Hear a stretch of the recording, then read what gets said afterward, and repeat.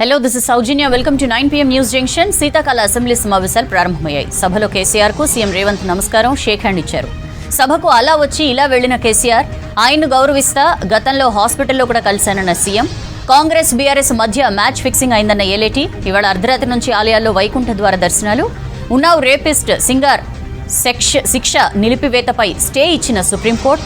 Aravalli mining కు అనుమతించిన పాత ఆదేశాలు నిలిపివేసిన సుప్రీం. మరిన్ని అప్డేట్స్ చూసే ముందు హెడ్లైన్స్. సభలో కేసీఆర్ కు సీఎం రేవంత్ నమస్కారం, షేక్ హ్యాండ్. ఆరోగ్యం గురించి ఆరా, ప్రతి నమస్కారం చేసిన కేసీఆర్. తొలి రోజు సంతకం పెట్టి సభలో కొన్ని నిమిషాలున్న కేసీఆర్ 0 అవర్కు ముందే ఇంటికి, ఇంకా రారంటున్న బీఆర్ఎస్. కేసీఆర్ ను గౌరవిస్తా గతంలో హాస్పిటల్లో కూడా కలిసా. సభలో ఏమడిగినా మంత్రులు సిద్ధంగా ఉండాలన్న సీఎం. ప్రజలకే బాధ, కేసీఆర్ హాయిగా రెస్ట్ తీసుకుంటారన్న కేటీఆర్. ఉద్యోగులు రిటైర్ అయిన వారి సమస్యలు తీర్చాలన్న హరీష్. 10 ఏళ్లలో 35 పైసలు పెట్టి 80 పైసల డ్రామాలన్న ఉత్తమ్. హరీష్ తీరు దెయ్యాలు వేదాలు చెప్పినట్లుందన్న శ్రీధర్ బాబు. కాంగ్రెస్ బీఆర్ఎస్ మధ్య మ్యాచ్ ఫిక్స్ అయిందన్న ఏలేటి. భవిష్యత్లో బీజేపీదే గెలుపని రిపోర్ట్ ఇచ్చానన్న రామచంద్రరావు. ఇవాళ అర్ధరాత్రి నుంచి ఆలయాల్లో వైకుంఠ ద్వార దర్శనాలు. తిరుమలలో భారీగా ఏర్పాట్లు. 3 రోజులు టోకెన్లతోనే అనుమతి.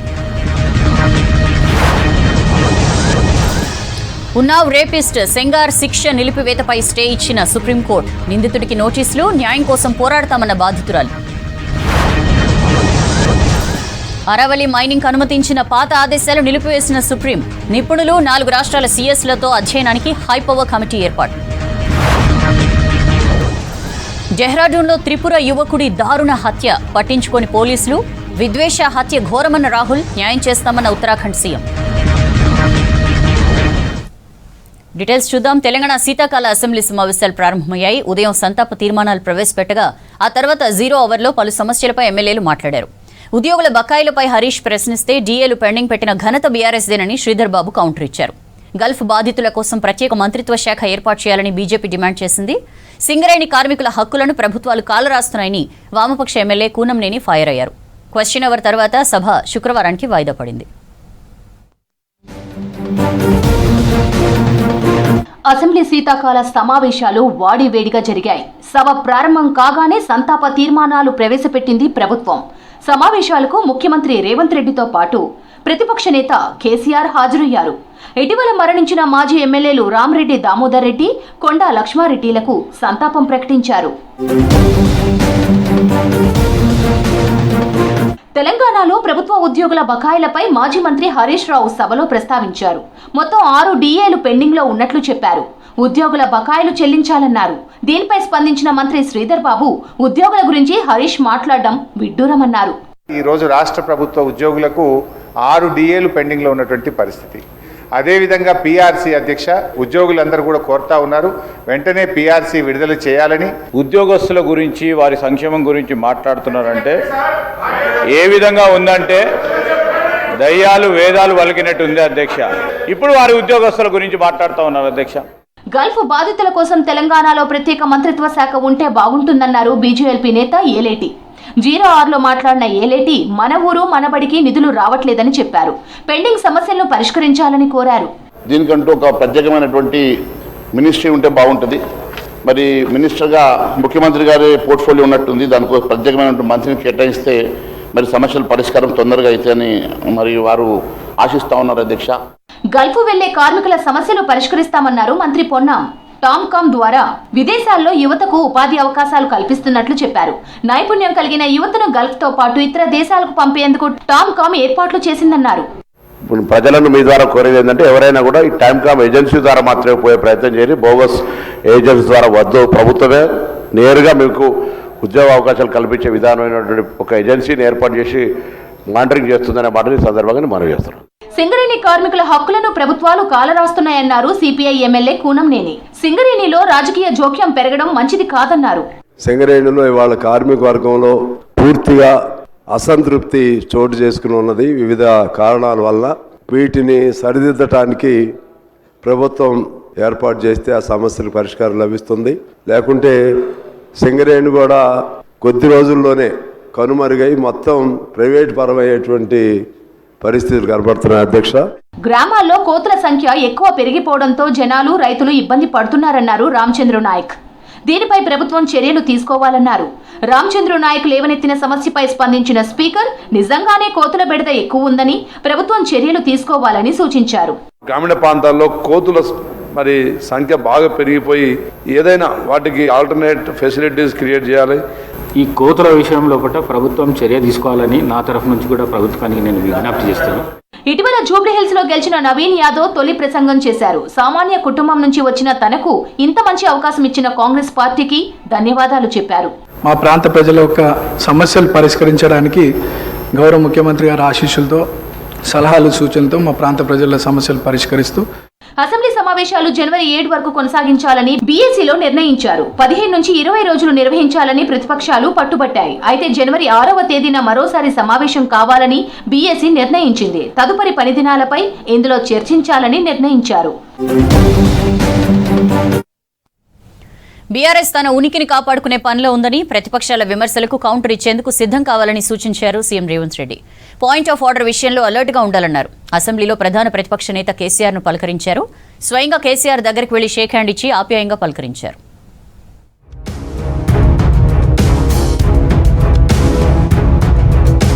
ప్రధాన ప్రతిపక్ష నేతను సభలో కలవడం సంప్రదాయమన్నారు సీఎం రేవంత్ రెడ్డి. సభలో కేసీఆర్ సీట్ దగ్గరకు వెళ్లి షేక్ హ్యాండ్ ఇచ్చారు రేవంత్. కేసీఆర్ని కలవడం ఇదే మొదటిసారి కాదు. ఆయన హాస్పిటల్లో ఉన్నప్పుడు పరామర్శించానని గుర్తు చేశారు. తాను కేసీఆర్ మాట్లాడుకున్న మాటలు ప్రతిపక్ష నేతని అడగాలని చిట్చాట్లో చెప్పారు రేవంత్ రెడ్డి.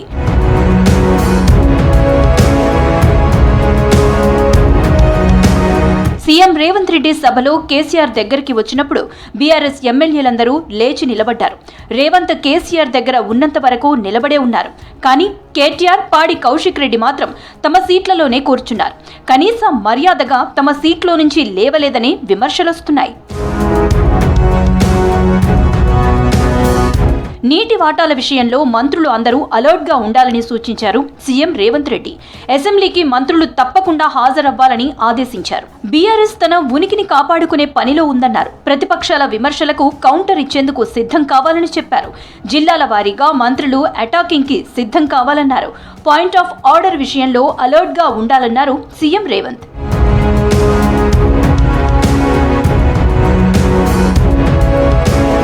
ఉమ్మడి పాలమూరు జిల్లాకు బీఆర్ఎస్ చేసిందేమీ లేదని విమర్శించారు మంత్రి ఉత్తమ్ కుమార్ రెడ్డి. ప్రాజెక్టు డీపీఆర్ కేంద్రానికి పంపడానికి బీఆర్ఎస్ 7 ఏళ్లు టైం తీసుకుందని, ఈ 7 ఏళ్లలో 21,000 కోట్లు ఖర్చు చేశారని చెప్పారు.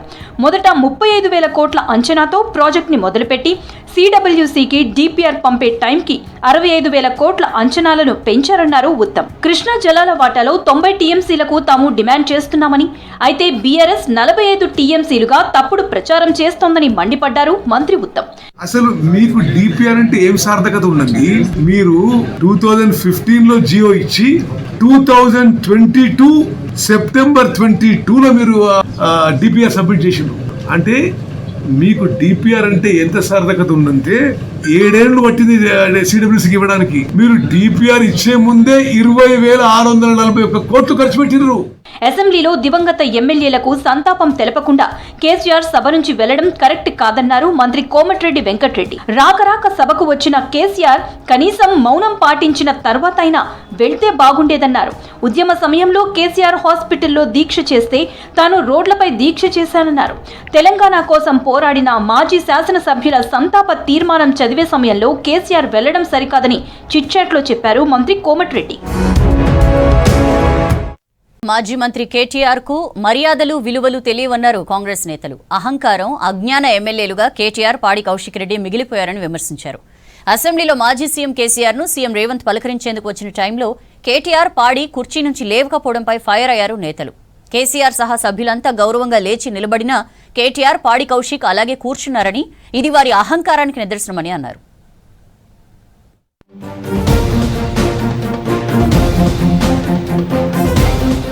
శాసనసభలో మాజీ మంత్రి కేటీఆర్ వ్యవహరించిన తీరు తీవ్ర వివాదాస్పదమైంది. కేటీఆర్ సభ మర్యాదలపై చర్చకు దారితీసింది. అసెంబ్లీ ప్రారంభంలో సీఎం రేవంత్ మాజీ సీఎం కేసీఆర్ను పలకరించిన సమయంలో కేటీఆర్ కుర్చీలోంచి లేవకపోవడంపై మండిపడుతున్నారు కాంగ్రెస్ నేతలు. సీఎం వచ్చి పలకరించినప్పుడు ప్రతి సభ్యులు గౌరవంగా లేచి నిలబడ్డారని, కేటీఆర్ పాడి కౌశిక్ రెడ్డి మాత్రం అలాగే కూర్చుండిపోయారని, ఇది వారి అహంకారానికి నిదర్శనమని చెబుతున్నారు.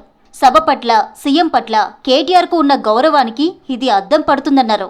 అలాగే సీఎం రేవంత్ ప్రతిపక్ష నేతను గౌరవించి హుందాగా వ్యవహరించారని ప్రశంసలు కురిపిస్తున్నారు. అసెంబ్లీలో ప్రధాన ప్రతిపక్ష నేతగా కేసీఆర్ ఏదో మాట్లాడతారని అనుకుంటే వెంటనే వెళ్లిపోయారన్నారు ఎమ్మెల్యే బీర్ల ఐలయ్య. దళిత స్పీకర్ను అధ్యక్ష అనాల్సి వస్తుందనే వెళ్లిపోయారన్నారు. కనీసం దివంగత సభ్యులకు సంతాపం తెలుపకుండా వెళ్లిపోయారని మండిపడ్డారు ఐలయ్య. గత 10 ఏళ్లు కూడా కేసీఆర్ చేసిందేమీ లేదన్నారు బీర్ల ఐలయ్య. అంటే దళితులంతా అంటే చిన్న చూపు. అసెంబ్లీలో 1 నిమిషం మాట్లాడడానికి, అధ్యక్ష అని మైకాడడానికి కూడా ఆయనకు నోరు రాలేదు. మరి అలా దళిత పట్ల, తెలంగాణ ప్రజల పట్ల ఎంత వివక్షత ఉందో ఇవాళ కేసీఆర్ గారు అసెంబ్లీకి వచ్చే తీరు చూస్తుంటే. సీఎం రేవంత్ రెడ్డి అసెంబ్లీలో తన ప్రేమ, హుందాతనం మరోసారి నిరూపించుకున్నారని చెప్పారు ఫిషరీస్ కార్పొరేషన్ చైర్మన్ మెట్టు సాయి కుమార్. కేసీఆర్కు మర్యాదపూర్వకంగా షేక్ హ్యాండ్ ఇచ్చి ఆప్యాయంగా పలకరించారని చెప్పారు. కేసీఆర్ దగ్గరకు సీఎం రేవంత్ వచ్చినప్పుడు సభ్యులందరూ నిల్చున్నా కేటీఆర్, పాడి కౌశిక్ రెడ్డి మాత్రం వారి సీట్లలోనే కూర్చున్నారని ఫైర్ అయ్యారు. అహంకార, అజ్ఞాన ఎమ్మెల్యేలుగా కేటీఆర్, పాడి కౌశిక్ మిగిలారని విమర్శించారు. కేటీఆర్ని కానీ, కౌశిక్ రెడ్డి కానీ మరొకసారి శాసనసభలో వచ్చే అసెంబ్లీ ఎన్నికల్లో శాసనసభలో రానివ్వకుండా వారు చేసినటువంటి ఈ చిల్లర పనికి కూడా తెలంగాణ ప్రజలు చీచి అంటున్నారు. సీఎంకు ఇచ్చే మర్యాద కూడా కేటీఆర్ కు లేకపోవడం సిగ్గుచేటని విమర్శించారు PCC general secretary Chenagani Dayakar. సభలో సీఎంను గౌరవించడం తెలియని కేటీఆర్ మర్యాదలు, విలువల గురించి మాట్లాడటం హాస్యాస్పదమన్నారు. సీఎం రేవంత్ కేసీఆర్ను పలకరించి మానవ విలువలు, రాజకీయ విలువలను గౌరవించారని చెప్పారు. ఎక్కడ తగ్గాలో, ఎక్కడ నెగ్గాలో తెలిసిన వ్యక్తి రేవంత్ అని కొనియాడారు. నిత్యం విలువల గురించి మాట్లాడే కేటీఆర్ కనీసం ముఖ్యమంత్రి గారు వచ్చి పలకరిస్తే అయ్యకున్న సంస్కారం కొడుకు లేకపోయానే దానికి ఇది చాలా సిగ్గుచేటని కూడా కోరుతున్నాం. ప్రజా ప్రభుత్వంలో ప్రతిపక్షాల పాత్ర ఉండాలని ప్రభుత్వం కోరుకుంటుందన్నారు కాంగ్రెస్ నేతలు. పాలన విషయంలో సర్కార్ ప్రతిపక్షాలపై ఎలాంటి వివక్ష చూపించదన్నారు. సభలో సీఎం రేవంత్ వ్యవహరించిన హుందాతనమే ఇందుకు నిదర్శనమని చెప్పారు. కేటీఆర్ ఇకనైనా అహంకారం తగ్గించుకోవాలని సూచించారు. హిల్ట్ పాలసీపై అసెంబ్లీలో చర్చ పెట్టాలని బీజేపీ డిమాండ్ చేసింది. గ్లోబల్ సమిట్ పైన చర్చించాలని కోరింది. ప్రతి ఒక్కరూ అఖండ 2 మూవీ చూడాలన్నారు ఆ పార్టీ నేత బండి సంజయ్. ఢిల్లీలో రాష్ట్ర బీజేపీ చీఫ్ జాతీయ కార్యనిర్వాహక అధ్యక్షుడిని కలిశారు. రాష్ట్రంలోని రాజకీయ పరిస్థితులు, పార్టీ గురించి వివరించారు. హిల్ట్ పాలసీపై అసెంబ్లీలో ఎందుకు చర్చ పెట్టరని ప్రశ్నించారు బీజేఎల్పీ నేత ఏలటి మహేశ్వర్ రెడ్డి. గ్లోబల్ సమిట్ పైన అసెంబ్లీలో చర్చించాలని డిమాండ్ చేశారు. లక్షల కోట్ల పెట్టుబడులు ఎక్కడ పోయాయని ప్రశ్నించారు. ప్రధాన ప్రతిపక్షం బీఆర్ఎస్ రాష్ట్ర ప్రభుత్వంతో మ్యాచ్ ఫిక్సింగ్ చేసుకుందని ఆరోపించారు ఏలటి. రేవంత్ రెడ్డి గారు పూర్తిగా కేసీఆర్ గారికి మిత్రుడిగా మారి మ్యాచ్ ఫిక్సింగ్ చేసుకొని కాళేశ్వరం నుంచి డైవర్ట్ చేయడానికో, ఇతర ప్రజా సమస్యల నుంచి గతంలో చేసినటువంటి అనేకమైనటువంటి ఆరోపణల అంశంలో మీరిద్దరు కలిసి ఏదో ఒక రకంగా సమయం వృధా చేసి ఏ సమస్య, ప్రజా సమస్య చర్చకు రాకుండా చేసే ప్రయత్నం చేస్తా ఉన్నారు. అఖండ 2 అద్భుతమైన సినిమా అన్నారు కేంద్ర హోంశాఖ సహాయ మంత్రి బండి సంజయ్ కుమార్. ప్రతి హిందువు, భారతీయులు తప్పక చూడాల్సిన మూవీ అఖండ 2 అన్నారు. ధర్మం దారి తప్పిన వాళ్లకు ఈ సినిమా ఒక గుణపాఠమని చెప్పారు. హైదరాబాద్ బంజారాహిల్స్లోని ప్రసాద్ ల్యాబ్స్లో డైరెక్టర్ బోయపాటితో కలిసి అఖండ 2 సినిమాను చూశారు బండి సంజయ్. సనాతన ధర్మం యొక్క గొప్పతనాన్ని తెలుసుకోండి, హిందూ ధర్మం యొక్క గొప్పతనాన్ని తెలుసుకోండి. అటు ఇటు దారి తప్పిన అందరూ కూడా తిరిగి ఈ హిందూ ధర్మం గొడుగు కిందికి రావాల్సిందిగా, ఈ అఖండ మూవీ చూడాల్సిందిగా మీ అందరికీ విజ్ఞప్తి చేస్తూ తప్పకుండా ప్రతి ఒక్కరు చూడండి, అందరూ చూడాల్సిన మూవీ.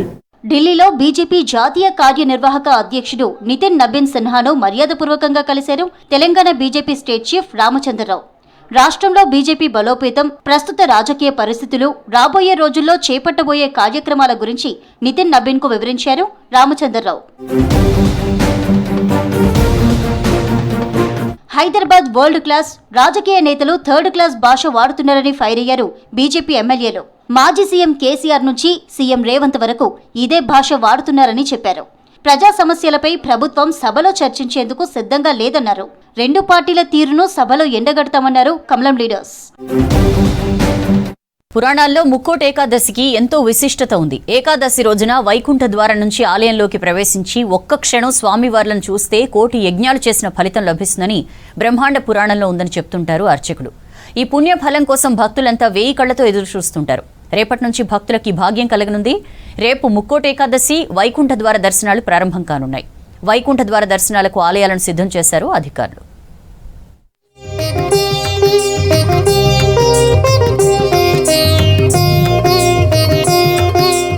ముక్కోటి ఏకాదశి వేడుకలకు ఆలయాలు ముస్తాబయ్యాయి. రేపు జరగబోయే ముక్కోటి ఏకాదశి ఉత్సవాలకు అన్ని ఏర్పాట్లు చేశారు ఆలయ అధికారులు. రాజగోపురాలను, అన్ని దేవాలయాలను విద్యుత్ దీపాలు, పూల దండలతో అలంకరించారు. ఉత్తర ద్వార దర్శనం కోసం అధిక సంఖ్యలో తరలి వస్తారనే అంచనాకు అనుగుణంగా క్యూలైన్ల ఏర్పాటు, భద్రత, తాగునీరు, ఉచిత ప్రసాదం అందించడం లాంటి సౌకర్యాలు కల్పించారు.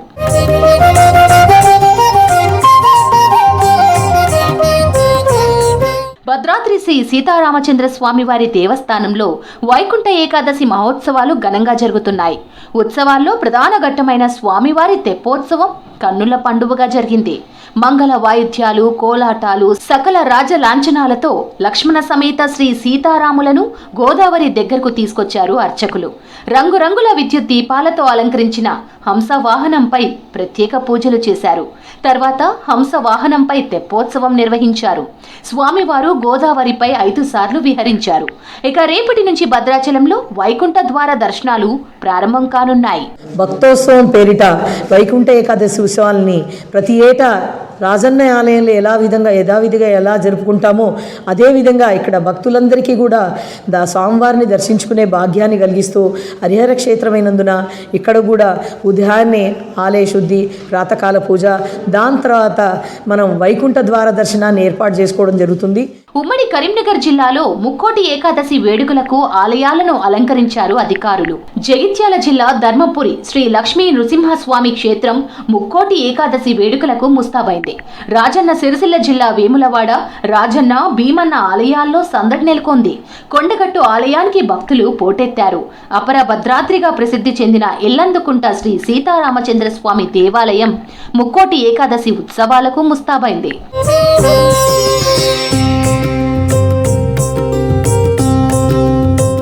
ఓరుగల్లులో ఆలయాలు వైకుంఠ ఏకాదశి వేడుకలకు సిద్ధమవుతున్నాయి.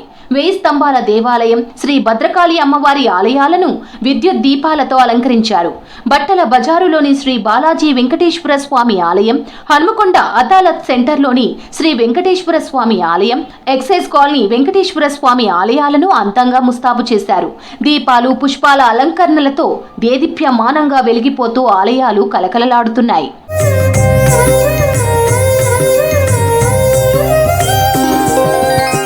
కలియుగ వైకుంఠం తిరుమల శ్రీవారి క్షేత్రం ఏకాదశి వేడుకలకు సిద్ధమైంది.